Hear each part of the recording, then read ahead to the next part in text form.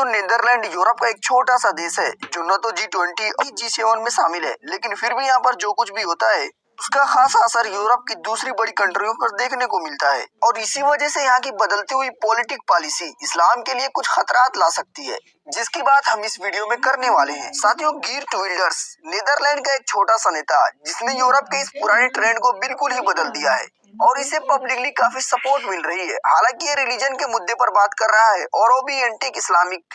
साथियों, दुनिया भर में जहाँ भी इस्लाम के खिलाफ बातें होती हैं उसमें ये हिस्सा लेता है और जो भी इस्लाम के खिलाफ बोलता है उसको जमकर सपोर्ट करता है।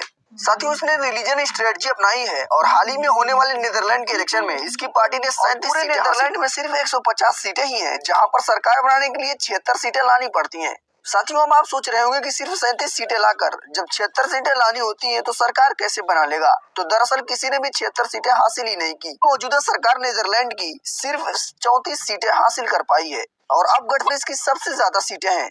साथियों, इसने इस्लाम के खिलाफ बहुत से वादे कर रखे हैं, जिसका कहना ये है कि अगर ये सत्ता में आता है तो मस्जिदों पर पाबंदियां लगा दी जाएंगी और कुरान पर पाबंदियां लगा दी जाएंगी और इस्लाम को प्रमोट करने पर पाबंदियां लगा दी जाएंगी। नीदरलैंड में मुसलमानों को धमकियां देता रहता है। साथियों, नुपुन शर्मा वाला मामला आपको याद ही होगा, जहां पर तमाम मुस्लिम देश भारत पर प्रेशर डाल रहे थे और नुपुन शर्मा को माफी मांगने को कह रहे थे, लेकिन ये खुलकर उसको सपोर्ट कर रहा था और उसके मुखालिफों की मजम्मत कर रहा था।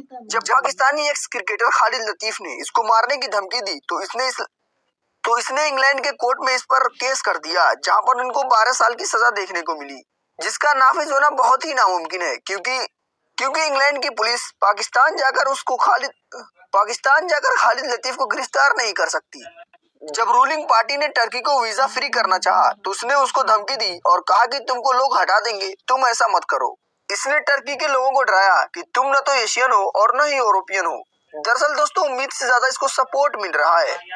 दरअसल इसका कहना है कि यूरोप में इस्लाम बहुत ही तेजी से फैल रहा है और अगर इसको न रोका गया तो जल्दी पूरे यूरोप में हर जगह मस्जिद और मुसलमान देखने को मिलेंगे। साथियों, अगर ऐसा ही होता रहा और इसको सपोर्ट मिलता रहा तो अक्सर यूरोपियन नेता इसी को फॉलो करेंगे और इस्लाम के खिलाफ बातें करेंगे और पॉलिटिकल मुद्दा भी इस्लाम को ही बनाएंगे और हर शख्स जो पॉलिटिक्स से जुड़ा हुआ होगा इस्लाम को टारगेट करने लगेगा। लेकिन दोस्तों, वहीं दूसरी तरफ इसका मकसद पूरा भी नहीं हो पाएगा, क्योंकि दूसरे लोग जिनके साथ गठबंधन में ये सरकार बनाएगा वो सब इससे एग्री करें, ये हो ही नहीं सकता। ऐसे बहुत से लोग हैं जो इस्लाम को मिटाना चाहते थे लेकिन खुद ही मिट गए। इस्लाम तो हमेशा फलता फूलता ही रहता है। प्यारे साथियों, अब हमें इजाजत दीजिए और वीडियो को लाइक करके चैनल को सब्सक्राइब भी कर लीजिए।